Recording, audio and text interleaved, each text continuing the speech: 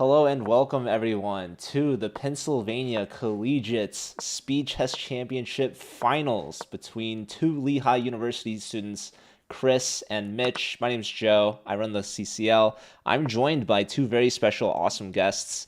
The organizer of the entire event, Nathan Ziegler, who's the president of Shippensburg, as well as the third place contestant, Jeffrey Cunnell, who's the president of Temple University. And the games have already started.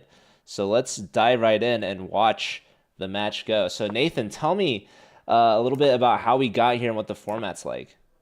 All right, these players, they have traversed this 16 player single elimination bracket, and they have now they made it to the finals. They played through many matches of 45 minutes of 5+1. So this is going to be the first portion, the 5+1 portion, and then they're going to be playing 30 minutes of 3+1 and 15 minutes of 1+1. So I think it's a very exciting format. Awesome. And Jeffrey, tell us what it's like to play in these matches and who did you end up losing to? I ended up losing to Chris after I didn't do so well in the bullet portion. I was up like two, and then I collapsed in the bullet portion. So that wasn't exactly the best. Admittedly, I don't play much bullets, so I guess there's that. So as far as like how my experience in the matches were, I'd say I always put way more effort toward like the later matches. I'd say because I knew I was going to face strong competition. Uh, the first round, it was a pretty lopsided matchup. Not much you can really do, and then progressively got harder, stronger opponents. It was definitely got some time getting used to the time control because there's a 1 second increment each time control, so it's very much different than what most people play, especially if they're untiled, where they just probably play either with a 2 second increment or just none at all, for example. Hmm. So yeah. Okay. And this is 45 minutes, right, for this first time Yes. control. Okay. All Yes. right. Let me see if I can. Is it on the stream? Is it I'm pulling it up hold right on. now. All right. Let me actually send it to you again. No, I have it. I have it. Okay, cool. Awesome, Yeah, it's awesome. my bad. But okay, so I feel like I'm gonna let Jeffrey take away the chess analysis. He's the strongest player out of all of us. He did. Not by USF rating. Not that that matters, anyways. But okay, so obviously Mitch, he is every fish knows the national master. He's the highest rated player. He seems to be the favorite to me. He's starting off with the black pieces. How do you feel about the position so far, Jeffrey? So far he's got in a relatively fine position, kind of what you want out of the Iokin Alakine. I don't know how to honestly don't know how to pronounce it, to be honest. But he's kind of got what he wanted. Very imbalanced position where he can fight for a win.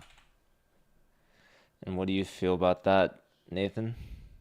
Yeah, I mean, definitely imbalanced. I mean, you see this like isolated E pawn. That kind of worries me, like for Mitch, but I don't know. I guess he's got the two active bishops there, pointing towards the queen side, and he's trying to, counter punch. But I don't know. I've never really liked these type of openings as black or white, where you kind of just like give white a lot. They have more space. They have better structure. They look at. I mean, look how beautifully placed their knights are. So definitely like Chris's position, but it's in the balance. Okay. Well, yeah, typically anything can happen in a blitz game, especially once you get down to some time pressure. And it looks like Chris has built up a time edge here.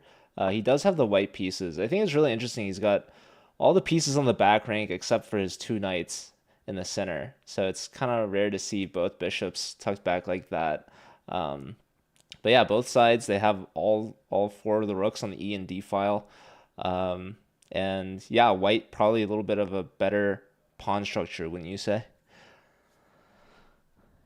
Yeah, absolutely, absolutely. So I don't know if you guys watched any of the candidates at all, but that was another chess stream where they had like I think is it Yeah, three commentators. three commentators? Yeah. So I think I managed to add the timer clock here. Let me know if it's looking right or not. But anyhow, that is how much time is allotted for this first section, the 5+1 time control. Then we move to 3+1, and then we finish with 1+1, right? And 3+1 is 30 minutes. 1+1 is 15 minutes, right? Yep. It is. It is. And oh my gosh, yeah, knight c8. That looks like probably a typical Alekhine maneuver. So, man, I am kind of surprised to see Mitch whip out the Alekhine in game one. He does play everything. Just talk about a little bit about the openings that we're expecting to see. I mean, like Chris, I think he switches between a few, but mainly doesn't play that many different things, right, Jeffrey? But I know Mitch plays everything. Um, so as far as I know, like Chris has kind of switched up his repertoire quite a bit in the last few years. At one point, he was a Catalan player as white, and he's also used to play the Caro. Now he's, as far as I know, 1e4 as white and e4 e5 as black. I think he still kept that Nimzo and Rags and stuff, but he just switched up a bit based on what he on his mood, pretty much. Yeah, yeah. All right, I so think 2.5. This is a 1 minute advantage for Chris. It looks like he's got both his knights controlling e5, right? So whenever an opponent has an isolated pawn, you want to block that pawn from pushing. That's exactly what Chris is doing here. Yeah, I think yeah, that's like the key feature in this position, right? That E5 square and controlling it. So very interesting to see him utilize it right now. I see Wikipedia in the chat. Shout out to Wikipedia tuning in. Appreciate that. Maybe he has some fun facts to share. Oh yeah. So the NM in question that's playing in the finals is GM Alex Fishbein's son. That's awesome. Yep. Brody plays games, says every fish knows everything. Dude, honestly, it really feels like he does sometimes. I'm not gonna lie. I would say Wikipedia knows everything. Minus the lack of citations, as expected with the website, like website. Wow, we've seen like some trades happen in the game. It's hard to know. Like, it feels like you're told that like if you have the space advantage, you don't want to trade pieces, but I guess he is doubling rooks and yeah, it looks like a queen trade is imminent then.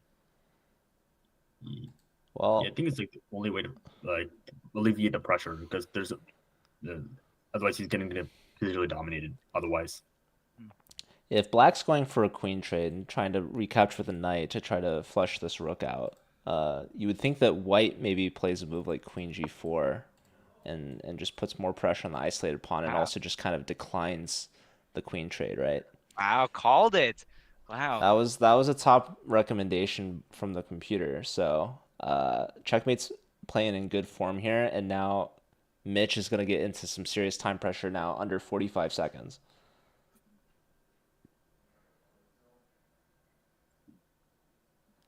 It was very interesting. I think Mitch is definitely less of an online player. I don't know if you would agree with that, Jeffrey, but I know like Chris plays semi-regularly online. So I think time pressure, I think Chris might be like be able to handle his time management a bit better potentially. yeah, I would agree that Chris would definitely manage it a little bit better. But I will say that I have faced Mitch a few times in the blitz pool, so I think he's gotten a little bit less active online, except maybe recently in preparation for this event, because he's mostly trying to play in over the board tournaments and get his rating up. All right, we see Queen F6 here. Yeah, now Mitch at 15 seconds to over a minute for Chris. But this Queen F6 move, it's vacating the F7 square for the knight to try to kick this rook out. So now rook has to move maybe the H5, maybe the E4. Now the queen's offering a trade. You can't really. I mean, I don't know if you Yeah. would go here. Wow. Wow, this looks kind of scary looking. Computer wants G5, but that's hard to make with 10 seconds on the clock. And this is a big first round. Checkmate. This is Chris. He's the Oh, underdog. Under 5 seconds now. He could yeah, really he's set gonna the tone with a move. win. And if Chris wins this one, it'll be his first time leading in a match early on because he never leads. He always comes back to win at the very last second. So Chris is a bullet specialist. Apparently. I believe Michael Romero in the chat can probably verify it. That's true. Shout out to Michael. Okay, queen trade finally now. After playing G5. And now Chris is in some time pressure. Is Black ready to push for E5? Not yet. Well, not now. Although, wow, king activity. Hmm. I mean, after F5, could you push? Oh, now that the king's on E3. Wow, I love this knight maneuver. Okay, king's defending the pawn. Now go to the D file. Yes. Oh, but now your knight's pinned. Wow. Yeah, maybe Black might have to trade off a rook or two. En passant. Yeah. Oh yeah. That also exists. Forced. Whoa. Oh my gosh. They trade the he trade. forgot. They Wait, trade it was minus. just a trade? Yeah, the knight takes on F1. I missed that. King up. Both sides less than Me too. 5 seconds. Okay. Oh. I thought it was about a flag. He's got a flag. Uh, 1 second. He's gonna move it. Okay, yeah. Black is only one can play for a win at this point. I think. Oh, Black's winning. Oh no. Whoa, why do you wait? What? Huh? What? You got just Oh, the like- checks. like crazy. Another check. Oh my And then a pawn gosh. push. Yeah, G2. Oh wait. Okay. Oh wait. How does he you get got out the of bridge. this? Shoot. Wait, is shoot it him. gonna wait? He needs to yeah. hide. He He needs just- to lift okay. the rook. Okay, there we go. Yeah, now it got the bridge. There we go. All right. Now his king's going to King H2. find shelter. Yeah, king F2. There's a rook check. And oh, No, not this one. Oh man. they're going to I have think to he go had- back. It looks so. I mean, look at his time. He's building up his time though. He's back to 14 seconds. This is so crazy. He's threatening to promote. Rook There's no way G6. There's rook F7. That's You it. got it. You Or got he it. just queens. Wow. queen. Talk about a first game.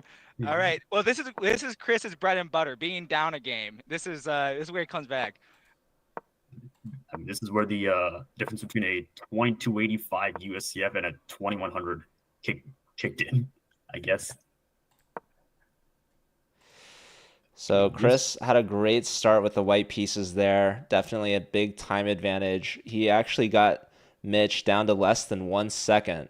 But Mitch, with his rook and pawn in-game technique, prevailed after finding a nice en passant, a knight recapture, and then taking the rook, trading off, getting a pass pawn, and being able to convert it in severe time pressure. Very impressive start for Mitch. Yeah, ridiculous. Ridiculous how he went from like it felt so uncomfortable for Black. We are like, oh no, can Mitch pull through? Can Mitch survive? No, and then he straight up just won it. So very impressive. I agree. I feel like this happens like in a lot of matches. You should never count him out in time pressure because I guess he's gotten used to it at this point. And also this opening is wild. So Chris went for a very trendy and aggressive line of the Queen's Gambit declined. Well, so almost. Well, maybe not without the exchange, but like transposing to Ragozin, and then I guess that's why Mitch was trying to spend time on figure out what to play against him. He's deciding between queen takes and pawn takes. So does he want the queen trade or does he want queens on the board? I think it's probably just queen. Yeah. Yeah, I mean, I would definitely trade if I was playing white because I mean my king feels less safe and I'm a long way from castling. So Knight comes out, immediately pressuring the c pawn. I think Is he debating between like just bishop e2 or c6? I guess maybe. Maybe c4. Oh yeah, Or that's a little.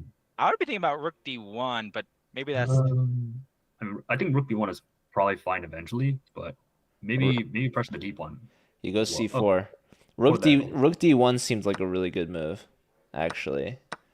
But okay, we see the c pawns traded, and now white can castle if they want. You could also play king e2 now because the queens are off the board.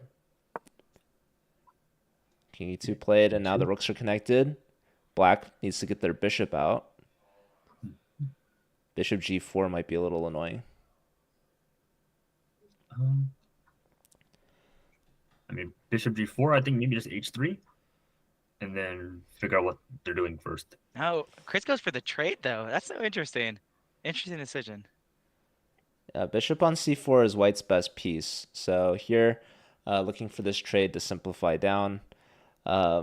Black does have the 2-on-1 majority on the queen side, but more or less positions pretty much even. White maybe better king positioning. Black maybe going to put a rook on the e file. No, contest the d file. And Chris, again, he's got a lot of time built up here early in the game.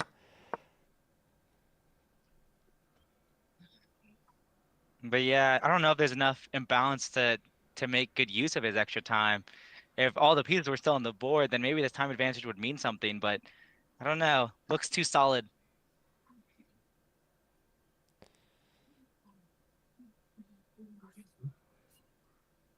You think it's going to be a draw, Jeffrey? Um, Probably depends on what they play for after the next like 5-10 moves. Are they just moving their pieces around, or are they trying to fight for create a slight imbalance? Yeah, I would definitely be playing for the win as black because of that 2-on-1. Because like I have something to play for, but I guess bring in your king first, king e7, I guess, and try to move your king that way a little bit, and then start pushing your pawns. I don't know when you start pushing, but he's down a game, so he got to start making something happen. I think white has to probably push like trade off at least a pawn or two on the king side first before like trading off the pieces because of the aforementioned 2-on-1. This I find okay. 94, I think it might be a little bit questionable, but Yeah, knight d4 is a wild decision. I guess after the knight trade, white's rook gets in. Maybe that's kind of the argument.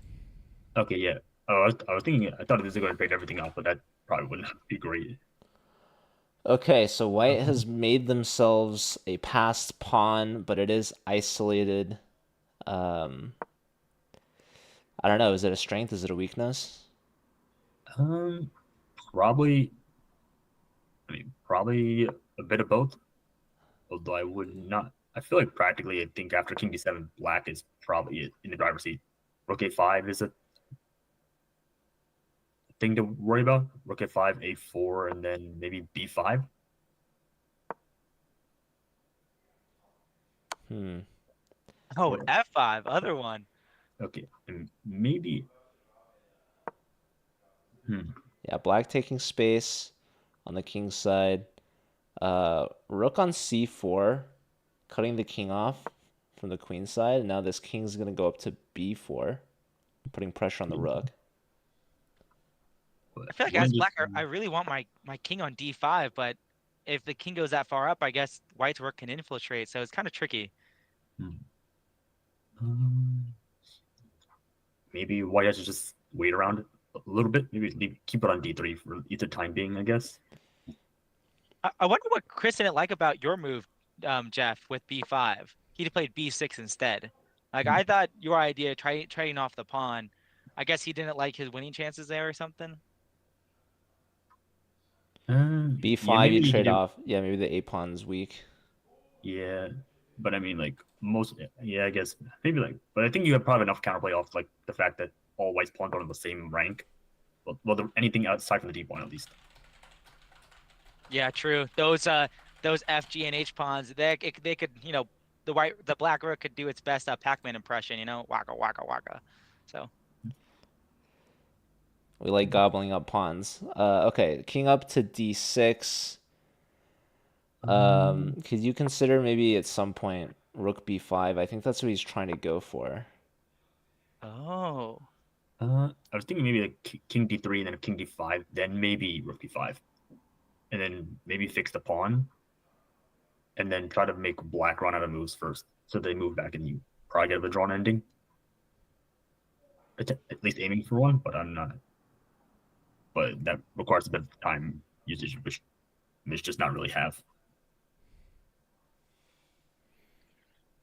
Yeah, I like this move by Chris, making rook b5 impossible because you lose the pawn. Wait, what? He's trying to take the f pawn. He's trying to get rid of his isolated pawn for f5. That's funny.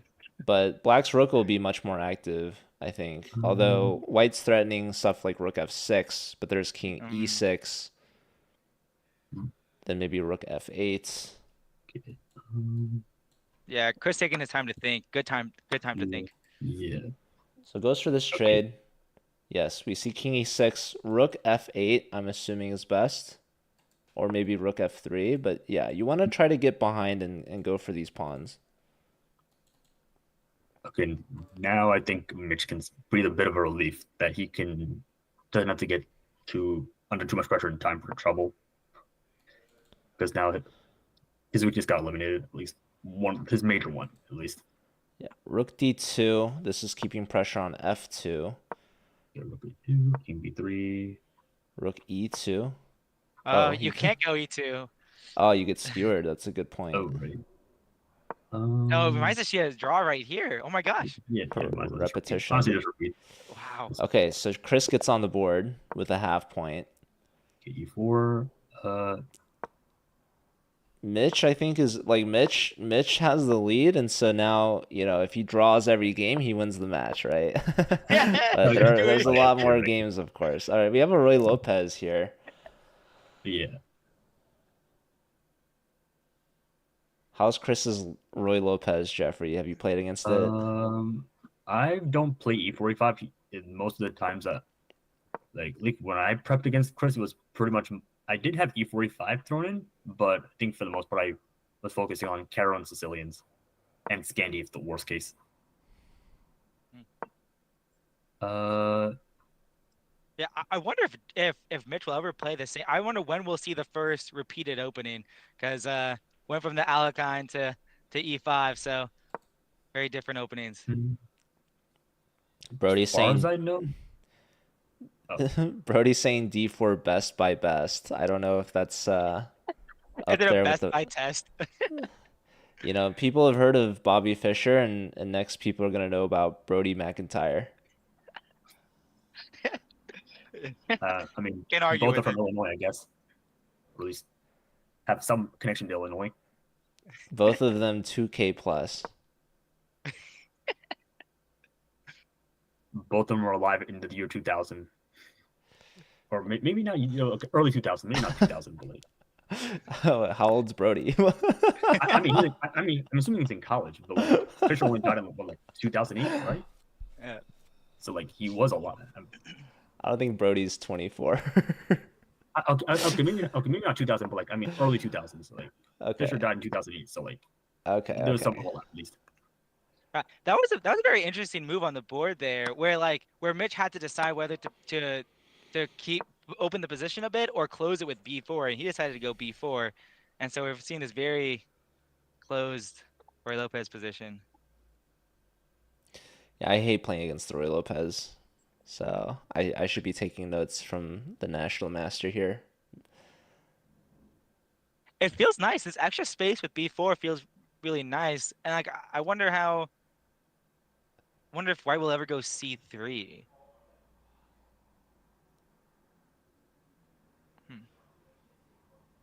It's a good call. Good question. The computer's actually saying black should play c5.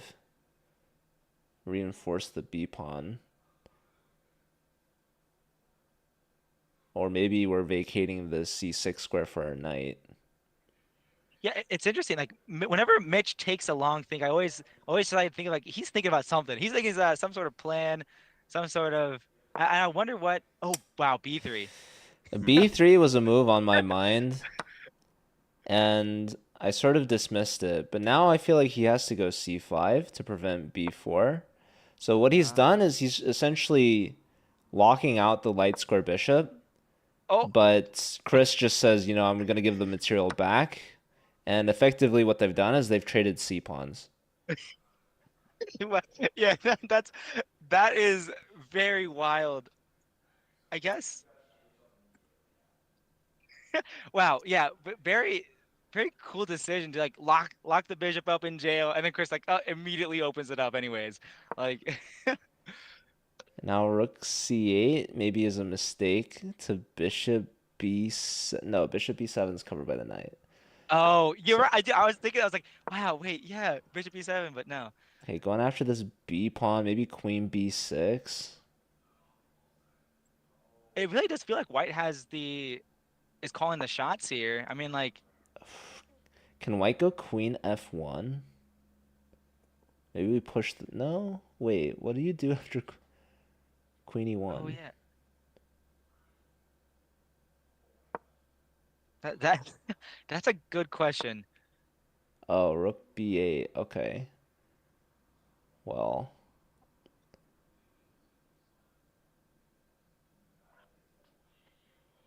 wow.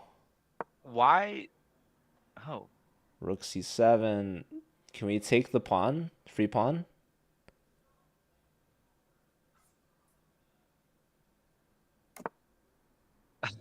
Okay, he doesn't want the castle. free pawn.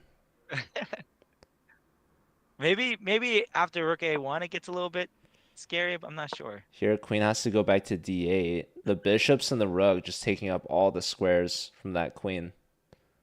Yeah. Also, Jeffrey very intensely answering the chat in the chat. Um, anyways, yeah, getting some personal questions from Garbage Man 1776. All right, there goes the A4 pawn. Tell us Oh, what's but he loses happening, the pawn right Jeffrey. back. Explain to Oh, me what just happened. okay. I need to sum up the before. Okay. Does black want to All I take back? um, hmm, not sure. Oh wait, is that just a exchange? Whoa. Wow. Computer doesn't Wait a like minute. this, by the way. Hmm. Somehow. Maybe maybe got the knights offside, I guess, and doesn't really have much of a decent way to get back. Perhaps. It wanted bishop A7. Excuse me. Okay. I guess that kind of makes sense because then the B4 is Rook on defend. C8, then E6. Oh, Wow.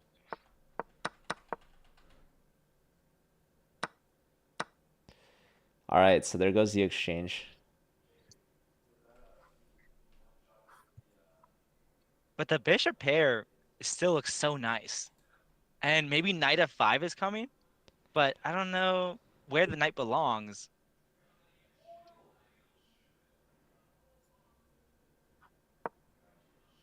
Bishop attacking the knight. Knight C6 would be a really nice fork. This knight's covering that C6 square. yeah. This pawn on A6 is a little loose, pressured by the queen. Maybe white had. Wait, okay, but you can't really do knight f3 because the bishop takes. I mean, Okay, what? you probably. Oh, Hmm. So rook opposites the queen. Yeah, maybe now he's setting up knight f3. If knight, yeah. F4. wow. Oh, okay. Strong center for white. Yeah, up in exchange for black, but the computer actually prefers Chris's position. If you can get rid of like knights, I think black is probably okay. At least not losing. What's very interesting is that Mitch has sacked the exchange a couple times in his previous matches, and it's amazing to see him sack these exchanges. So it's very interesting to see him on the other side of the table with the up and exchange, but in a precarious position. So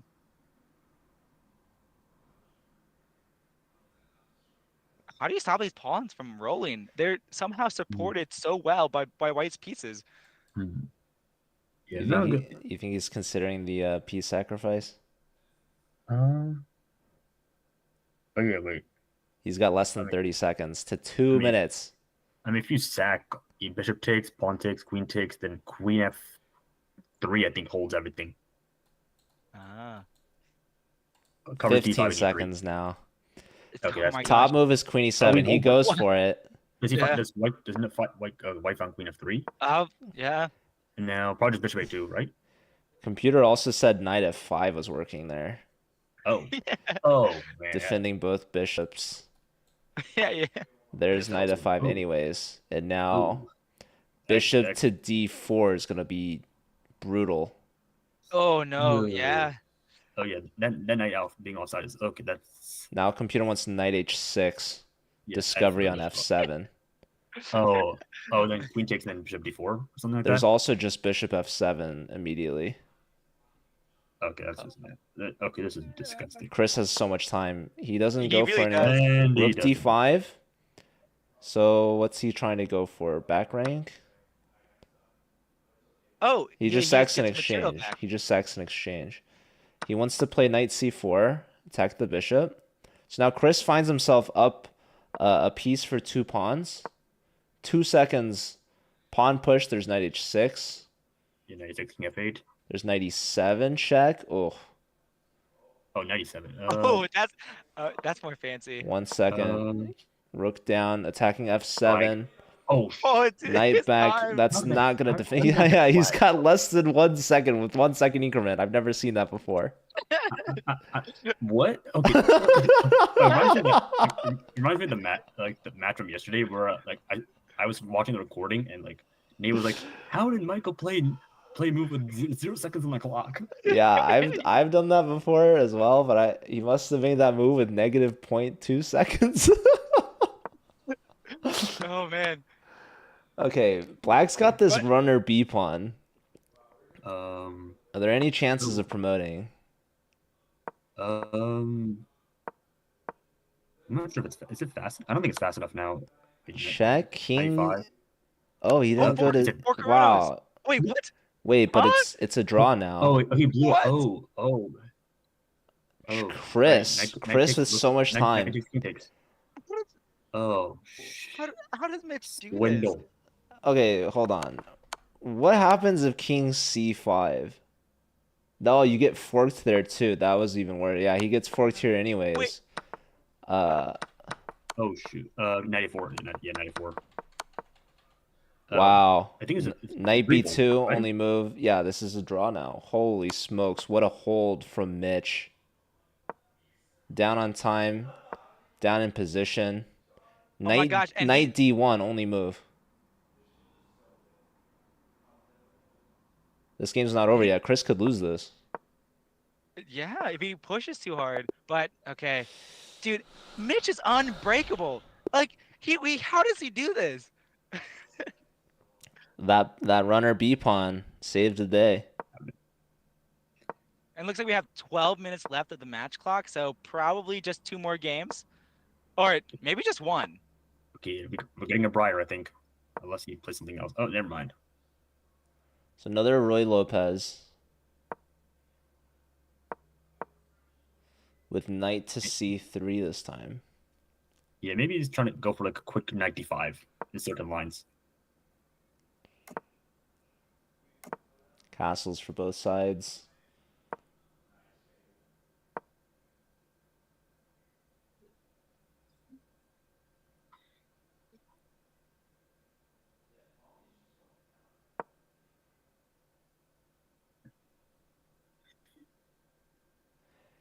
A3 and H6, and now H3.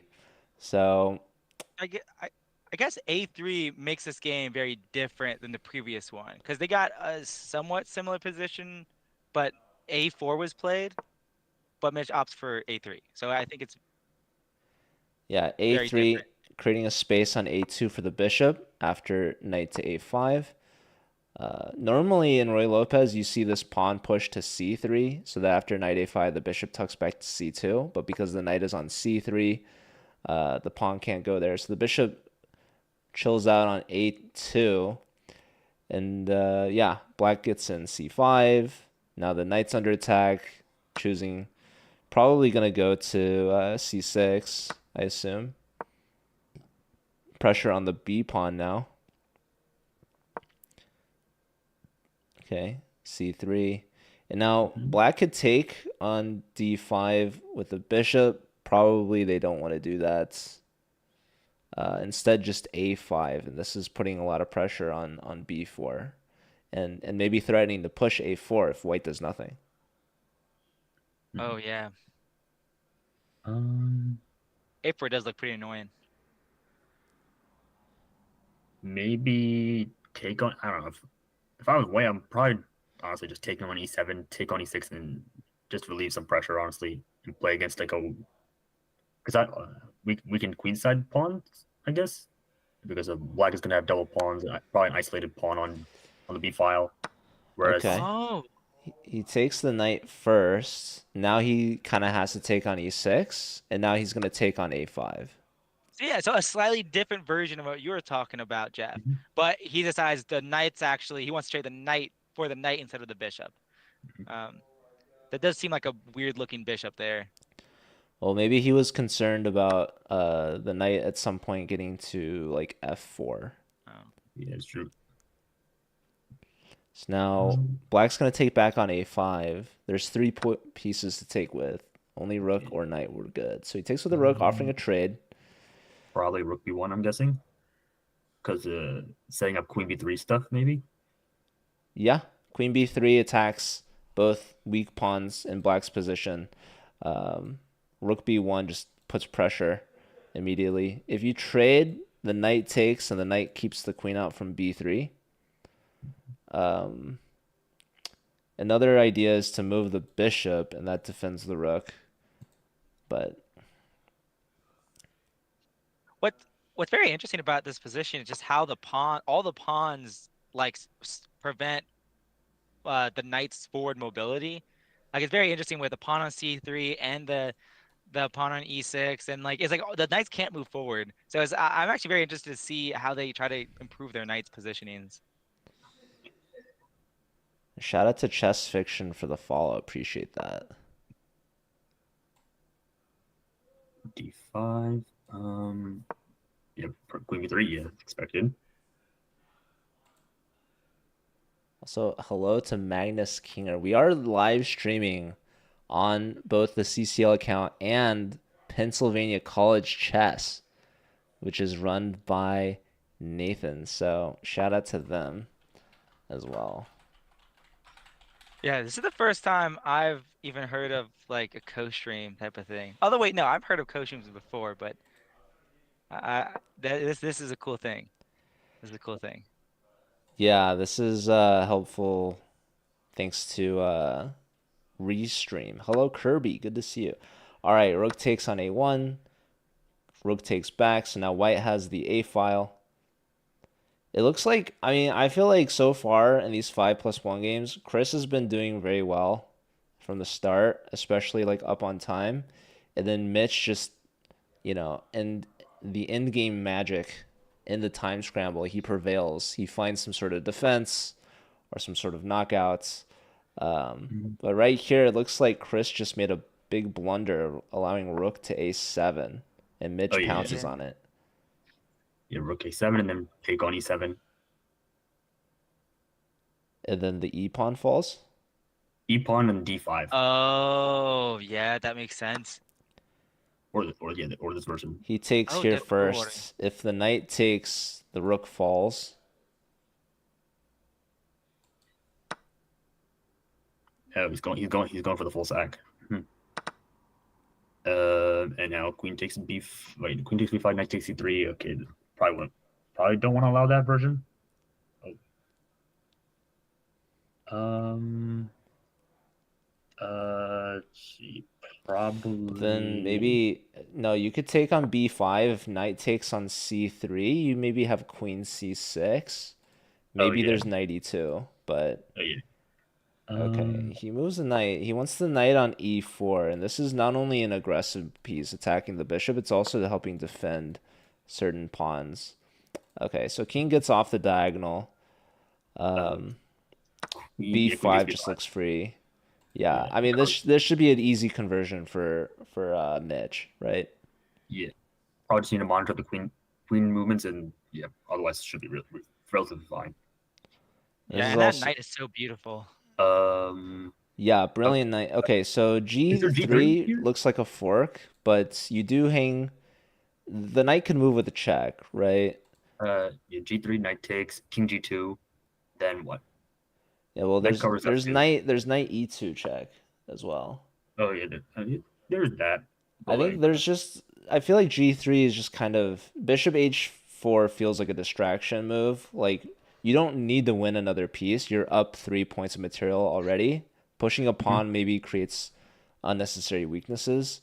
mhm. And Mitch is just ignoring all of that. He's bringing the queen in. Um, But yeah, no, the knight on e4 is an MVP piece. That is just a brilliant piece. okay. Okay, queen's attacking the rook Let's see. and threatening Um. queen b1 check. Okay. Maybe just queen d7. Oh, he That goes or all the me. way back. He's I was threatening rook thinking, a8. yeah, Yeah. yeah, it's probably the best. Either that or I was thinking rook f7 with the idea of like rook f if queen ever moves away from the eighth rank, there's maybe rook f8 and then queen f5 stuff Mm-hmm. lurking, and it King also covers steps up. f2. Okay, now the queen's getting into g8. Oh man. Yeah, That's that's a a nice goner little knight. skewer. Resigns. Okay. And it's a goner. All All right. right. Looks like this will most likely be the last game of the first time control, with only 3 minutes. Well, basically 4 minutes left of the match clock for the first time control. So Mitch is looking pretty strong so far. Another Spanish or we? Yeah, Mitch is up 2 points now, biggest lead of the match.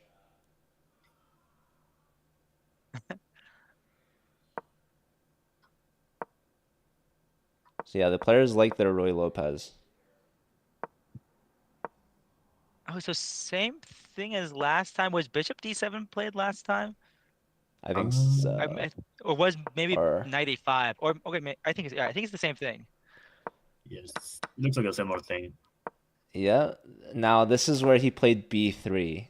Mitch was very creative, not going for it this time, just castles, and it saves him a lot of time too. Bishop 2, probably c5 maybe. C5. And that's what's interesting about this match format is that these players get a sense or a feel for each other's openings and their play style, right? And you can make these adjustments throughout the match and improve upon your play and get a sense of how your opponent plays. So I like this match format for sure. Mhm. Yeah, yeah, and yeah, Mitch isn't down on time now. He's has a perfectly fine position. So yeah, very different than the last Roy Lopez he was playing as black. Um, okay. Would it be justified to go for a king h8 and f5, or is that a little bit too much? Seems like a Send it. yeah, we'll send it. Yeah, why not? I'm thinking about B3, but maybe just Uh, C3. Like, do you want to? I um, don't know. B3, Oh, B3. I might need to do an extra calculation on bishop takes a5 though. Might be only oh, there might need some extra calculation. Probably still okay, but like I but you need to burn some time on that. Make sure that like the desperado stuff is fine. So computer actually liked Mitch's move best, bishop to c6, and just trying to bring the knight back into the middle of the game. Here it's saying that you could just take on d5 now, pawn takes, and then probably go for f5 at that point or something. Wow, that's really unintuitive. To moving bishop to c6 to move the knight back to the center and only to take on d5, not allowing the knight to go back to the center is crazy. But Yeah, I mean, maybe the f5 idea originally is the best way to play. This is now f5 top recommendation right now. So maybe the point of bishop c6, it's twofold, right? If they take, then our knight takes back, right? If they don't, then we take on d5, just as we've done in the game. Our knight can't get back to c6 anymore, but we're able to play f5 because our f pawn's not pinned. Um, but okay, it's white that pushes the f pawn, and black trades and now gets the bishop to f6. So this blocks the f pawn, but black doesn't need to go for that anymore, especially if we don't have a pawn like on e5. The f pawn would kind of be all alone. So yeah, here now the knight can come back to b7. But not a lot of good prospects from there, right? You have to go to what, d8? I mean, that's not very pleasant. Okay, yeah. Yeah. Now, if I'm thinking about getting knight g4 in at some point and just harass the bishop, although I guess it can just stay on d4 for a while. Rook e8. So the queen side's pretty much locked up. Knight to g4 attacks the bishop. Bishop ducks and gives a check at the same time. And yeah, I'm just really thinking about how on earth this knight on b7 is gonna get into the game, because once you go to d8, then you're covered by another pawn, right? Covering both e6 and c6. So what does that mean? It means at some point, I guess, we're gonna have to push that f pawn so the knight can get to f7. Is there any other way? Do you see, Jeffrey? Um, Not really. Yeah, just thinking just f5. Yeah, f5, and then maybe depending on how white retreats their knight, either e. I feel like they might go for knight h2 with that idea of knight f3, which in that case I might just do bishop f6 and then maybe try to rerun or knight get in that way, and maybe red pin g5 potentially in the future.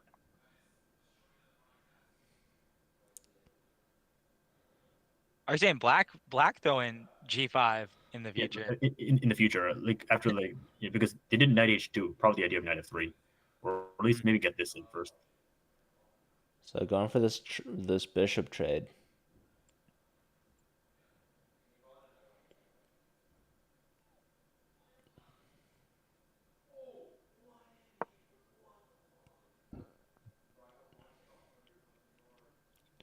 Um, Feels a bit odd to me, queen f3, because black can take and then put a rook on e2, but I don't know. Oh, oh, yeah, there's I don't know. that.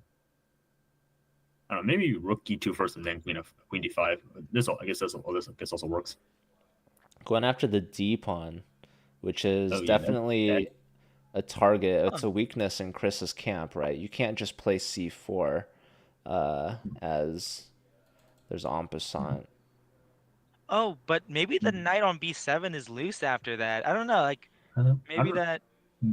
I'm not sure it's not so much that per se, but more so like since the only things guarding the f5 pawn are the pieces itself, any trades could just weaken the defense of the f5 pawn, or like there's potential infiltration into the seventh rank. Yeah, I love this last move from Chris, right? There's no real good way to defend the d5 pawn. So how do you react or respond? You go for the activity, right? Rook from b to e1, saying, go ahead, take the d pawn, and you're gonna let me get into d or e7, right? So giving up the pawn because frankly you can't really defend it, but getting the most out of it, such as rook on e7. So black sees this. They say, you know what? I'm not gonna take the d pawn. I'm gonna let you trade, and we'll reset from here. So wow, knight to g4, taking advantage of the pin, hitting the queen. I was wondering if instead of queen e7, maybe g6, and then if they take on e5, take back and plop a knight on d6, and just go with a giant pawn mass in the center. But I guess maybe c5 maybe is too weak. Okay, well, d6 now is a target. Yeah. This knight on c4 is attacking at the queen, probably going to step up to f4 at some moment. That's going to tie the knight down to b7 just to passively guard this pawn, right? I was thinking maybe knight d8 to f7 was a good time to do it, but now it feels like a missed opportunity. Queen Yeah. G3 feels nice. Threatening the F5 pawn, Oh yeah. trying to use the pin. Ooh, queen steps up, attacking the rook and the c pawn. Can Uh, white go for this rook f5 move? I don't think so, because there's going to be a queen check trade, unpinning the g pawn. Um, yeah, wait, is rook f5 still possible? No, because queen e1 still. So, king up to h2, off the back rank. Only now threatening f5, and only now does black go to h8, getting out of the pin. Wow, good detail there. let's see. Rook up. I'm thinking maybe you Okay, go this back into e2, but then probably rook f2 again. No, queen here. this could get up. Wow, the time disparity in this complicated endgame. Once again, I mean, I feel like we've had this same type of thing throughout the the event so far, but man, big time edge for Chris. I just want this knight on b7 back into the game. Like, this is the main reason why white's doing better, is because this knight on b7 is so bad and so passive. Okay, he's going after the d pawn once again. There's queen to f3 maybe. Yeah. Okay, Queen up. taking it this way. Oh, he's taking h4, and they're going to infiltrate on c if needed. Can you play f4? That might be too Wait, much. Oh, the the d the pawn's hanging. D pawn. Both d pawns are hanging. Okay, this could be it. And if knight takes and knight takes and queen takes, well now the H pawn is hanging, and H pawn maybe falls with probably a perpetual. Oh yeah, you might just bail on perpetual if So that. yeah, you actually can't defend the d pawn otherwise, right? Because then the oh, H pawn that's right. hangs. Yeah. Yeah, and it Yeah, looks black's like gonna take it for sure. Yep. all right, that's the end of the first time control. So let me go and talk to the players here. All right. Well, Jeffrey, it looks like 2 point lead for Mitch, which makes a lot of sense. He is the favorite, but as you've personally experienced firsthand, Chris comes back, and that's what Nathan's been saying as well. So, Yeah. between the time controls, is there usually a break, or is that what Uh, Nathan's talking to them right now about? yeah. So they ask Nate asked if the players want to on a 5 minute break between the 5-1 and 3-1 first and second time controls, and the second and third time controls. Most people just do a break in between first and second ones, and then and otherwise just go straight into bullet. At least in my experience. Yes, yes. Oh wait, my mic was down. Yeah, yes. And so I just talked to them. They are taking the 5 minute break. It's the default, but sometimes they've declined. They've declined it in the players have declined it in the past. But yeah, I think they're both going to use it. They're going to review some of the opening details probably, and probably drink some water, use the bathroom, that type of thing. All right, so does that mean that we also want to take a break for 5 minutes? Yeah, yeah, we absolutely can. All right, well, we'll be back. Stay tuned. Right now, Mitch leading by 2 points, 3.5 to 1.5. We finished the first, essentially half of this match. We'll be back with 30 minutes of 3+1, finishing with 15 minutes of 1+1. So stay tuned. This is the Pennsylvania Collegiate Speed Chess Championship. We'll be right back.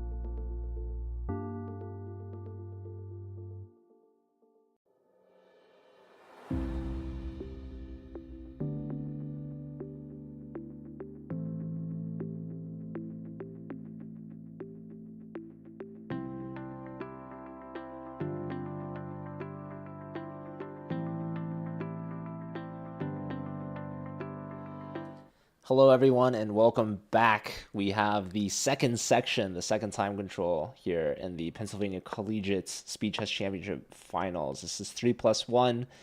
Both players are from Lehigh. Mitch, National Master, is leading the match currently by 2 points, 3.5 to 1.5. I'm joined once again by Nathan and Jeffrey, who are calling the shots here.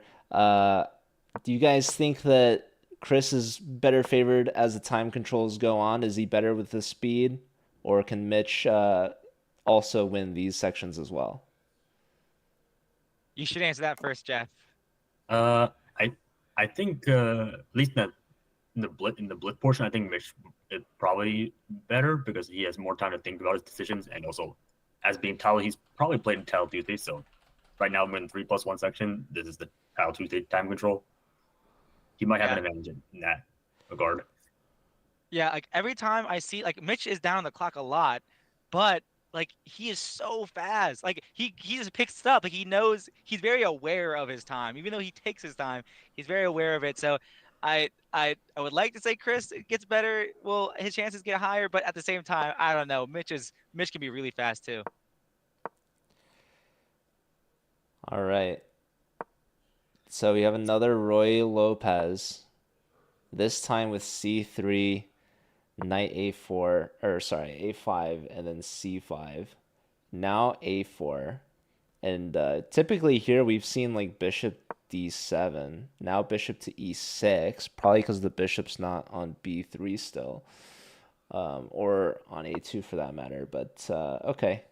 Anywho, yeah, they're changing things up here a little bit. Yeah, I mean, Chris changed it up. I guess Mitch was very happy with how his opening turned out again. Like he's still sticking with E5, so kind of very interesting choice. I thought he would switch it up with the switch in the time controls, but no, he's very happy with the positions he's getting.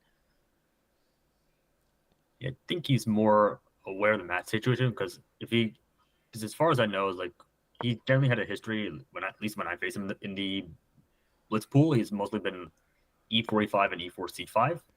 So I think by like how the openings are generally viewed, E4 E5 is pretty solid and symmetrical, whereas E4 C5 is like pretty more much more dynamic and fighting for a win. So I guess he's kind of following that. And based on match history, he's sticking with E4 E5 for the time being. So both players now under 2 minutes. D4 has been pushed. We see C takes from both sides, and now threatening to push D5. Black essentially trades everything off, leaving themselves with an isolated D pawn, and White's got a really nice queen in the center here. So typically Queen C7 is a really common move. This would come with a punch against the bishop on C2. But perhaps at some points Whites could put a rook on the C file, and Black's queen might have to move again. So another idea would be rook C8 to just put another punch on that bishop. So here we're probably going to see a bishop move. It's also possible to maybe bring the queen back to defend. What's really crazy is the computer said that bishop f4, hanging the bishop, was the best move, if you can believe it. Wow, that's crazy. Okay. It also apparently likes rook e2, but yeah, bishop f4. If queen takes, I guess. Yeah, honestly, I don't know. Yeah, yeah. Bishop four.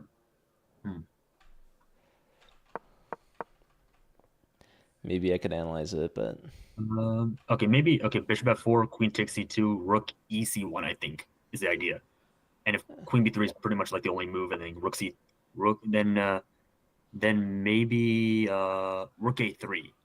rook a3. That's crazy. I believe that's the idea. But Oh, like, that was pretty deep. That was probably missed. I assume by Chris. But okay.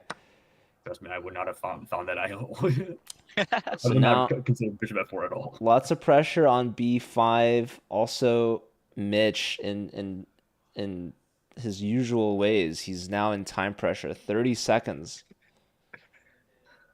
Yeah, see, all the pawns are weak, like all of them, like the B5, the D6, the E4 pawn. It's like it's the tale of weak pawns. I like This queen game is. c4. He goes to b7, getting on the long diagonal, pressure on e4. He's also defending the b pawn, but maybe white could take on d6. Maybe you put yourself into a pin on rook d8. Hmm.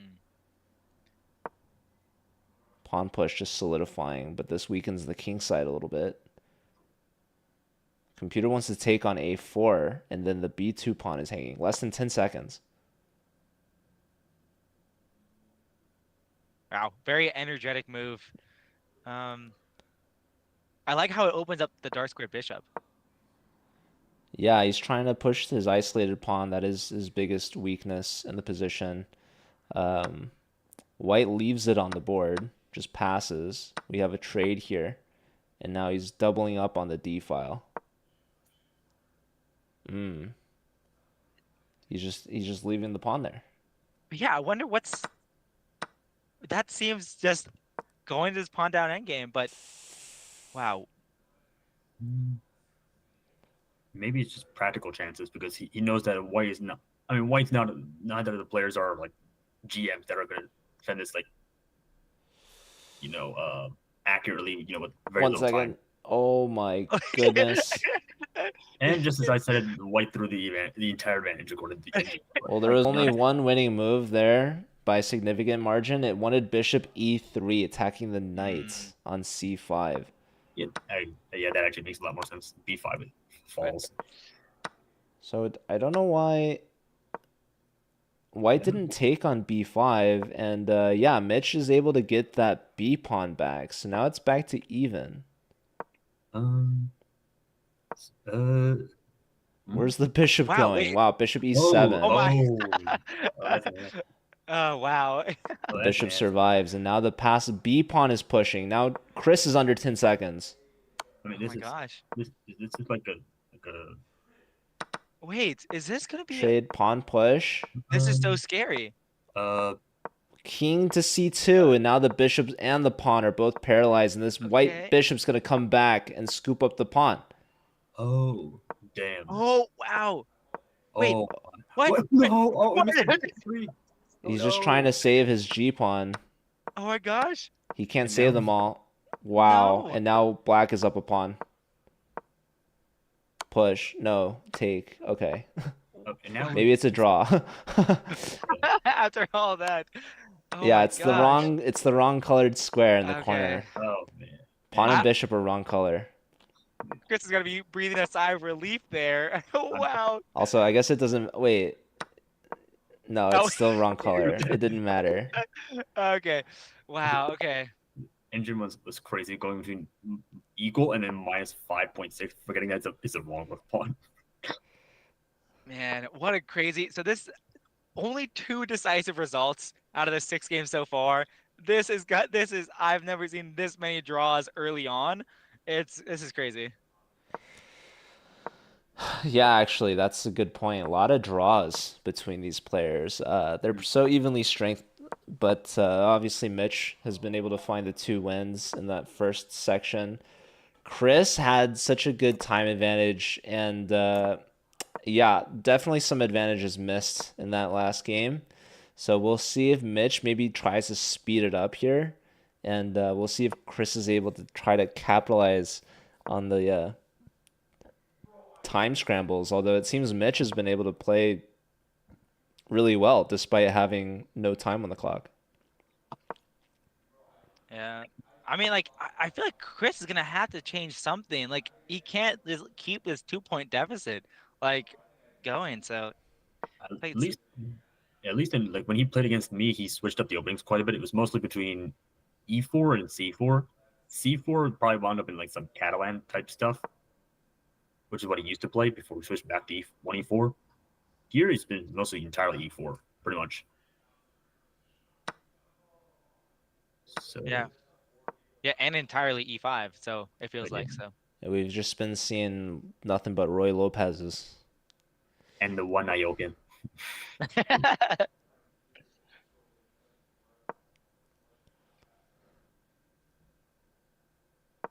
Yeah, I would But put the anything.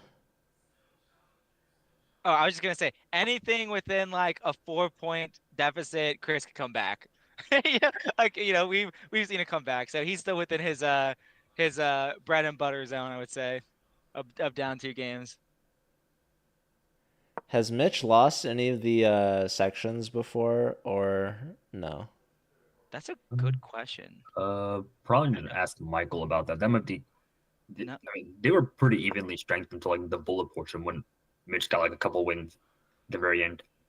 yeah, I feel like it's probably even. I don't think he got down. Maybe against the other national master, he was down and by 1, but I don't think so. I think he's Yeah. kept it very, very strong. Chris is the only one that had the crazy journey to the finals. Mitch had a pretty much a smooth ride. Yeah, especially when he playing against my teammate, and my teammate was playing Genshin while in the during the match. Oh man. Wow, F5. Okay, so he takes that. He didn't want to see F4 being played.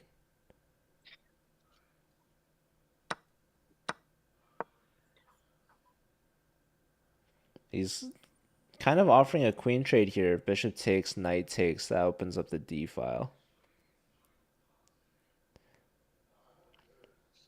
I guess that light squared bishop might be Black's best piece, and like we see like in these Roy Lopez's like that dark squared bishop and that like knight on A6, like those 2 pieces always kind of weirdly placed. Okay, so bishop takes F5, rook takes F5. And then Queen C2 probably, or Queen E2, something to the second rank. Watch out for the knight on A6. Oh yeah, that's. And then Yeah, he could have attacked either knight or rook. Both pieces are hanging. yeah. Maybe just then, rook F6. Okay, yeah. Rook F6, then Rook E6, Rook F6, Knight E4, and then I mean that comes at tempo then. So maybe yeah, Knight E4, Queen C4, and then or maybe trade off one rook and then control the D file and then Queen C4 or some Queen B5 type stuff. Yeah, C pawn is hanging, and I think this is the source of white's advantage is that the C pawn is just so weak. Mm.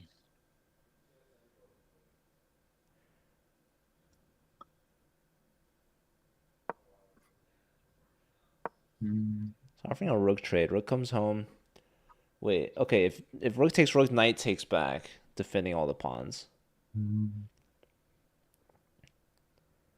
Computer wants queen to b5, which Yeah. makes a lot of sense. Then I guess with rook B8, then back to C4 then, claiming that the rook is just weirdly placed. Activating the queen this way still looks good though. Queen c6, pressure on the a pawn. That's why I didn't really like rook a d1, to be honest.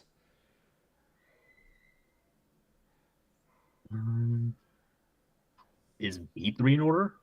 I guess. I mean, I don't see anything else that could really work.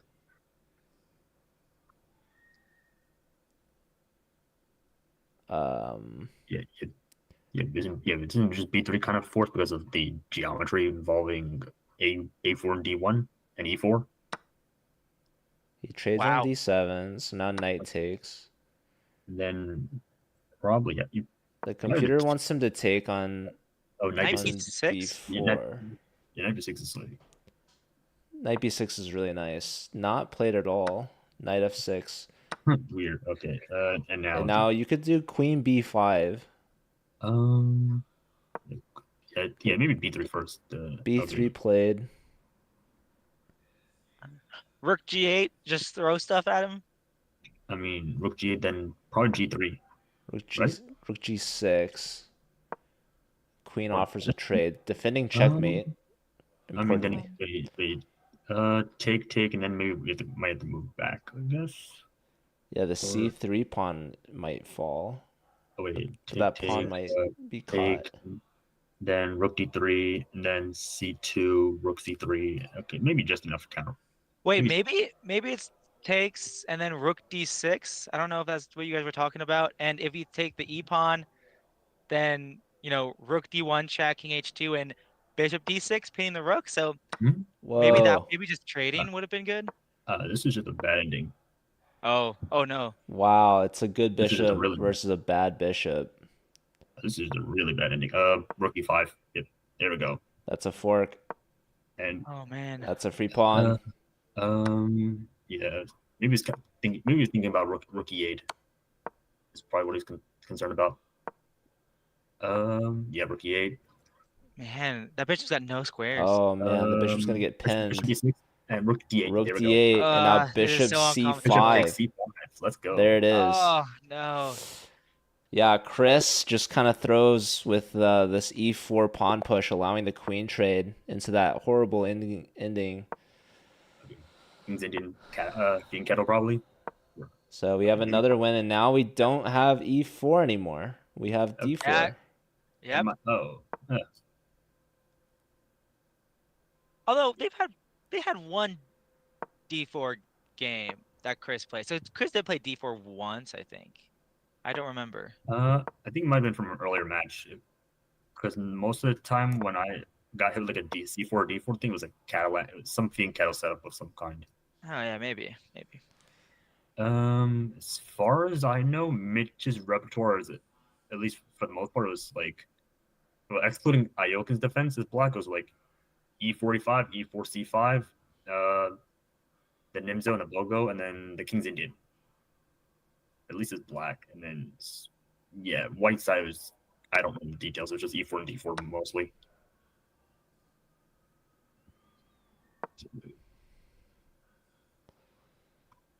h6. So the bishop either has to retreat or has to take the knight. Comes all the way back home. Wow. That's amazing. And now probably castles. Or maybe c6. Yeah. Yeah. Yeah, probably order A3 and then bishop D5. That's 4. I guess this all works. Wow, b3. I'm good, garbage man. How are you? So Brody's very happy with the d4 opening. We've seen nothing but Roy Lopez's essentially. So this is a good switch up here. Chris with the white pieces. He's down 3 points now. This is Mitch's largest lead of the match. And this is Chris trying to change things up.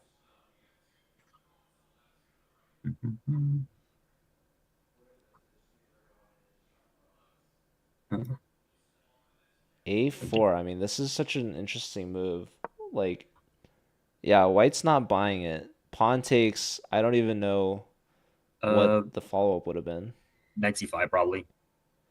Yeah, knight c5, trying to attack the a pawn again. But what if white plays like a3? Do we just bring the bishop back? Yeah, probably. Okay. All right, so we see some trades. I mean, it's a double A pawn. It's like not gonna really do much. Yeah. Especially as long as the B pawn is still there. And you can always reroute your bishop to like B6.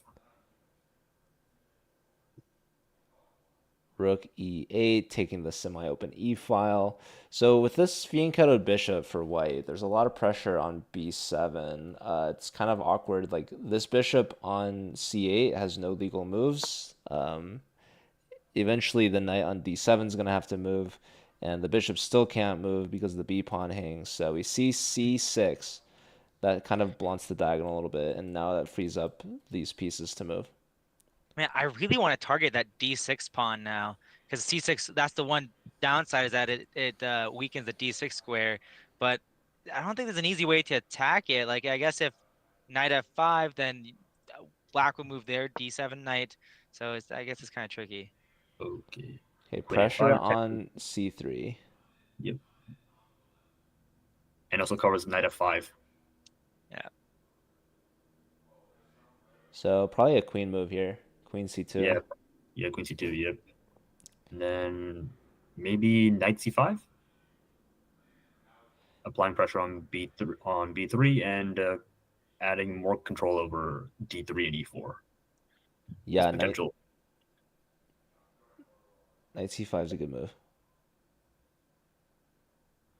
Mitch, in true fashion, just under a minute, always in time pressure, and then he forces himself to just speed up. He's cooking.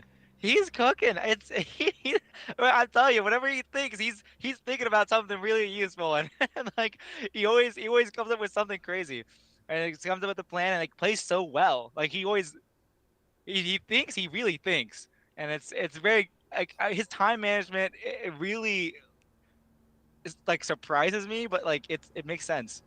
It's crazy. Yeah, Okay, it's that GM training. he goes to b6. Now his bishop's opened up, but where does the Uh, bishop want to go? I kind of have more questions about where's the knight on b6 headed. That's a good question for sure. Does he want to play for like d5 at some point? But I mean, I think that is an idea. But like, are you probably got to do like bishop e6 first, offering like a trade and take back with the f pawn, wait, potentially, or like take with the rook. Does he not have enough for a d5 as is? I mean, knight and bishop control, and Oh, I'd rather not have to deal with all the pressure down the d file so in the future. that makes sense. Trying to get rid of one of White's good pieces, the bishop on g2, by trying to go for a trade. So that's really interesting. Yeah. Okay, we see this trade forced. Now the knight has to move back. Okay. Yes. So yeah, black's just behind in development, right? This light square bishop still hasn't moved. Okay. I think black is trying to aim for 95, maybe, and then general kingside nuisances. Could we have taken on c4? Um. Uh, oh yeah. Take on c4. Take on c4, and then yeah. Okay, well, anyways, here. Uh. Oh, are we sacrificing? Bishop Wait. I mean. takes? Wait. No. Knight takes c4, then maybe bishop takes f6 is probably the annoying move Okay.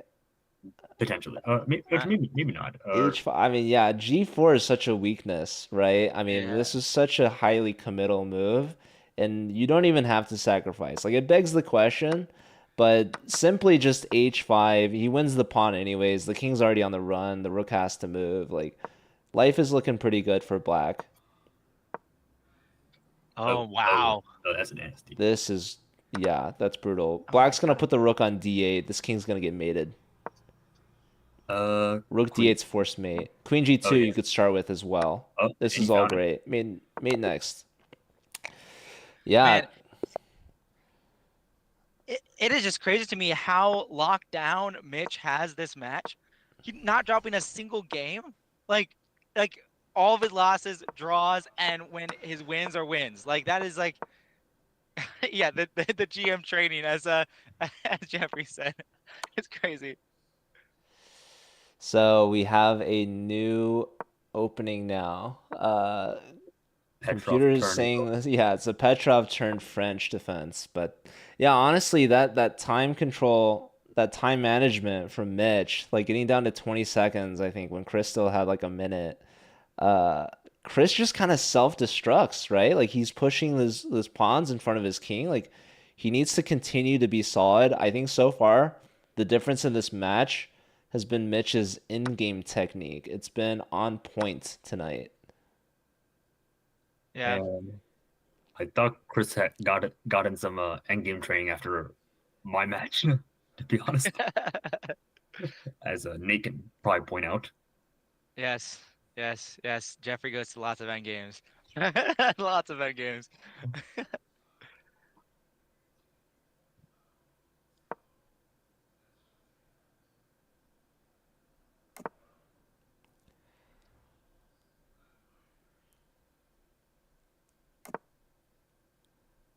Kingside Okay. castles for both sides. Chris completes development, bringing the knight out, and now an early f4 from Mitch.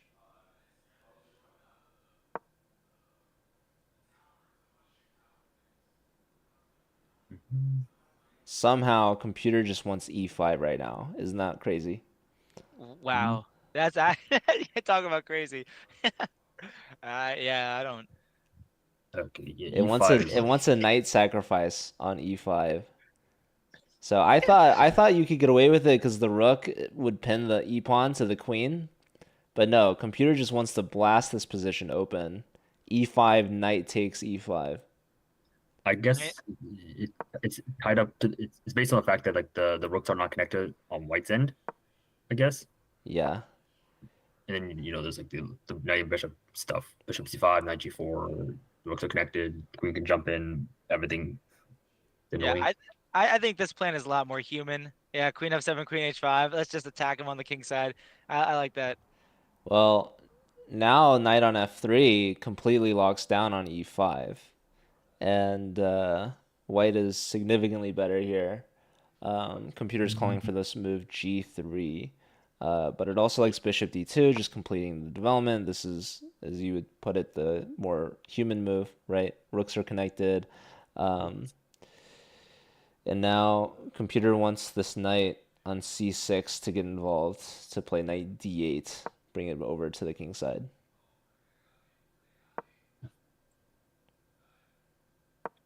Rook e8.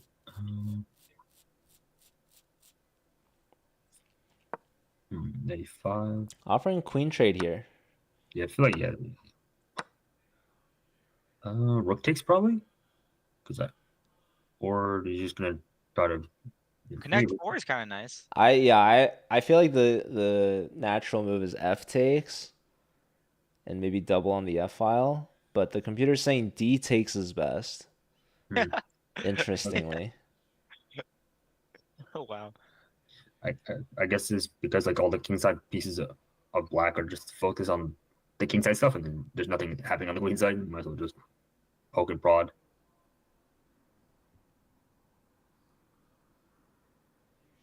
Yeah, there you go. Mitch cooking again. There he Um, goes.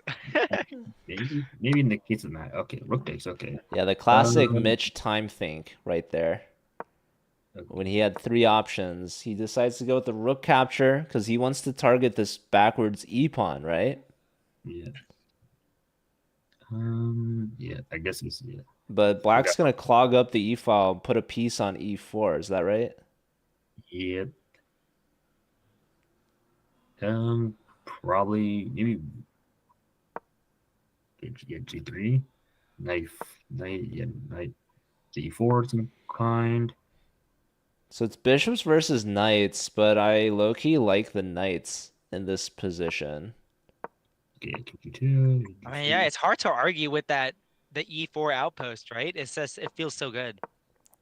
Yeah, e4 looks hard to break down, but Mitch has a plan. He's gonna go for c4, and we see or immediately b5 prevents that. and yeah, bishop A3. That's what I figured. Oh, huh. The bishops are getting new life now. Both bishops attacking both knights. Yeah, probably gonna trade dark square bishop for the knight, and then return back to the E file. Is what I suspect he's gonna do. And now, since white put all their pawns on light squares, that could be an issue in the long run. But look at the time disparity. Over a minute advantage for Chris, but he's not been able to convert them. Could this be his game? This could be his first win. Yeah, it could be classic Chris fashion to come back. So we'll see. And this game might be the last one in this time control. Yeah, only a minute left. Wow. So if Chris does start to get a losing position, it may be in his best interest to get one more game in by resigning. Like but too late for that. Okay, white probably has to pick on D6 now. Why is that? I mean, because black is trying to open up lines for the king, and you kind of need to alleviate, get some counterplay. Because E6 is the only thing that can really be attacked right now. King back, check, double up on the e pawn. King has to move, right? Or you could play rook f6. Yeah,